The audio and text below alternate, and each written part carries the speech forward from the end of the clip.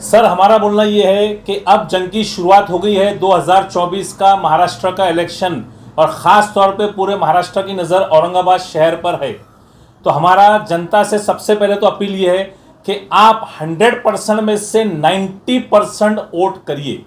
मैं अपने हिंदू भाइयों बहनों से बोलना चाहता हूं कि आपका वोटिंग परसेंटेज पिछले 25 साल 40 साल का इतिहास निकाल के देखेंगे तो आपका वोटिंग परसेंटेज मुस्लिम से कम होता है। तो मैं अपने हिंदू भाइयों से अपील करूंगा कि आप अपना वोटिंग परसेंटेज 90% तक लेके जाइए। और मेरे मुस्लिम बहनों भाइयों से भी अपील करूंगा कि आप भी अपना वोटिंग परसेंटेज 90% प्लस लेके जाइए। और ये जंग के अंदर जो है तो आपको कुछ चीज़ों का उसके अंदर हम सुझाव देना चाह रहे हैं कि आपका आमदार कैसा होना चाहिए और आपके आमदार की पार्टी की सियासी ताकत कैसी होनी चाहिए। आपका वोट किसी को भी एज अ गुड फेथ बोल के मत दीजिए। ये बोल के वोट दीजिए कि आप उसको वोट दे रहे और आप उस पर एहसान कर रहे वोट देके, और वो 5 साल तक के आपका एहसान चुकाएगा। ऐसे उम्मीदवार को आप वोट दीजिए। नंबर 1, आप सबसे पहले तो उस उम्मीदवार को कॉल करिए कि मैं आपका वोटर बोल रहा हूं और मैंने और मेरे परिवार ने मिलकर डिसाइड किया है कि हम आपको वोट देना चाह रहे, तो हम आपसे मिलना चाह रहे। और मेरी रिक्वेस्ट आप जनता से भी यह है कि आप जाके उस उम्मीदवार को मिलिए। सबने अपने अपने ऑफिस खोल के रखे हुए, उनका ऑनलाइन नंबर निकालिए, आप उनको कॉल करिए, उनसे बात करिए। और आप आपकी जो बात रखेंगे उनके सामने, तो अब आपको बात क्या रखना है उनके सामने? सबसे पहले आपका भविष्य और आपके बच्चों का भविष्य उस आमदार के ऊपर डिपेंड है जो आमदार को आप वोट देने वाले हैं। सबसे पहले आप उसको सवाल करेंगे कि भाई अब आप तो चुन के आने वाले हैं, क्योंकि हम सब ने मन बनाया है कि आप इलेक्शन जीत रहे हैं और हम सब मिलकर आपको वोट दे रहे हैं। तो आपकी जिम्मेदारी क्या है? आज हमारे शहर के अंदर सबसे बड़ी किल्लत पानी की है। क्या पानी का मसला आप सुलझा पाएंगे या नहीं सुलझा पाएंगे? इसके बाद हमारे एजुकेशन की बात आती है।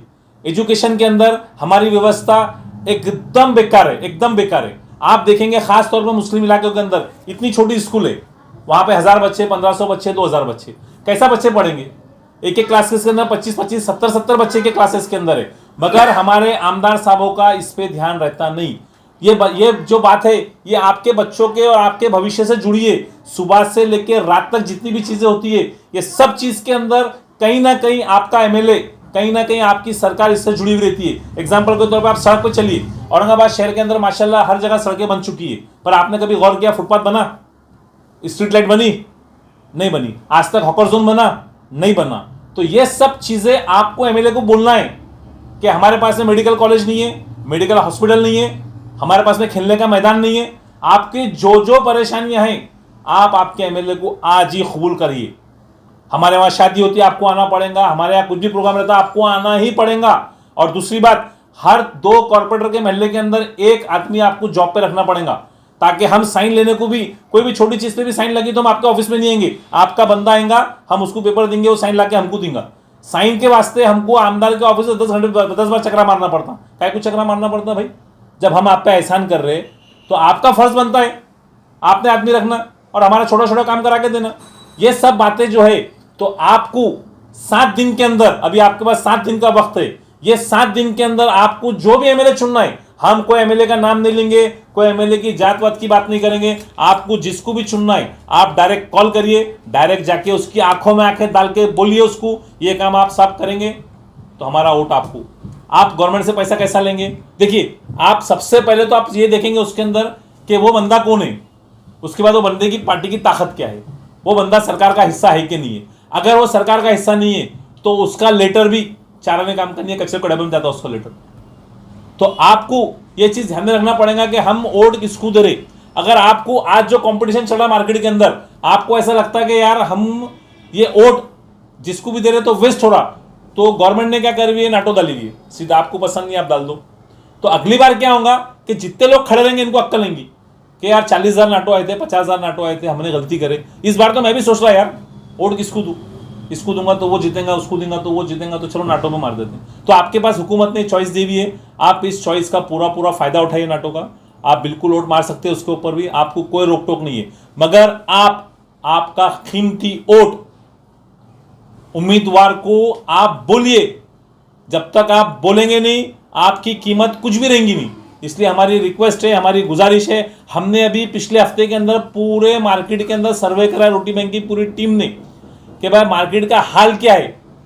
तो आज जितने भी उम्मीदवार है ना, सब हवा में, पूरे उम्मीदवार हवा में। तो भाई हवा से आपको निकलना पड़ेगा, आपको रियलिटी में आना पड़ेगा। और कोई भी कास्ट का रहो, कोई भी जात का रहो, आप ये मत सोचो कि हम जात देख के वोट देंगे, जात देख के वोट देंगे, फंसे तो क्या करेंगे तुम फिर। वो ना पुलिस स्टेशन में आता, ना उसकी हुकूमत आते, ना सरकार में कोई हिस्सा है। आप पार्टी देखो, इंसान देखो, उसका कैरेक्टर देखो 10-15 साल का, उसका रिकॉर्ड देखो 10-15 साल का, उसने आपके लिए, आपकी कम्युनिटी के लिए क्या किया, और उसको बिस्मिल्लाह बोल के वोट दीजिए आप।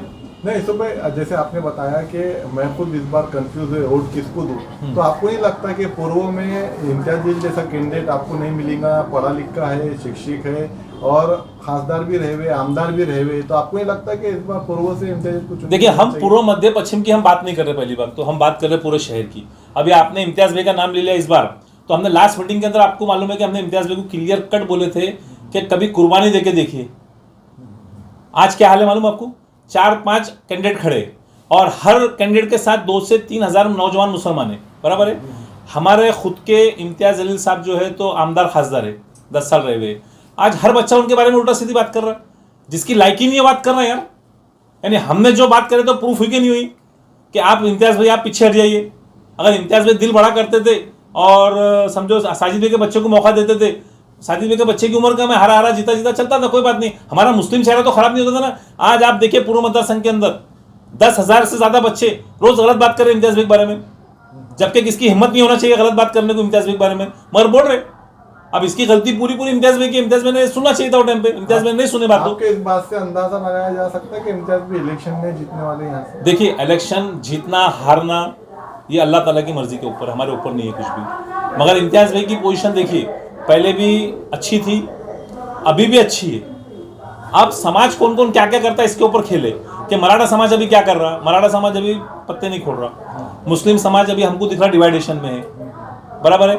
मगर आखिरी मुस्लिम्स क्या करते हैं, हमने पिछला इलेक्शन भी देखा तो डिवाइडेशन दिखता, मगर आखिर में कहीं ना कहीं जाके वो एक जगह बढ़ जाते। तो इस बार भी ऐसा हो सकता, नहीं भी हो सकता। इस बार गफ्फार कादरी साहब भी अच्छा काम कर रहे, इस बार उन्होंने ताकत अच्छी लगाई हुई। गफ्फार कादरी साहब का प्लस पॉइंट एक है कि समाजवादी पार्टी का उनको टिकट मिल गया, ठीक है। और समाजवादी पार्टी अगर गवर्नमेंट इंडिया गठबंधन की बनती है तो गफ्फार साहब का उसमें बहुत बड़ा फायदा हो जाएगा, क्योंकि वो सरकार का हिस्सा बन जाएंगे। और जब गफ्फार साहब सरकार का हिस्सा बनेंगे तो नेचुरल बात है, उनको ऐसे लव लेटर लिखने की जरूरत नहीं पड़ेगी, इशारा देते काम हो जाएगा फटक करके। तो उनके लिए एक प्लस पॉइंट होगा, उनके लिए, गफ्फार साहब के लिए।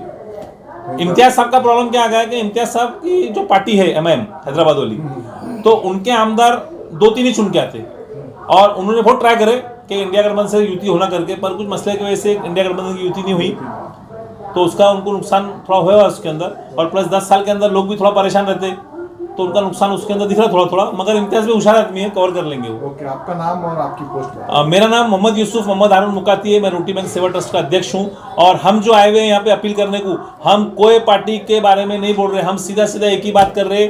आप आमदार चुन रहे तो 2 चीज़ देखिए, एक उसका कैरेक्टर देखिए, उसकी ताकत देखिए, उसकी काबिलियत देखिए, 15 साल में उसने कौम के लिए क्या किया, आपके लिए क्या किया।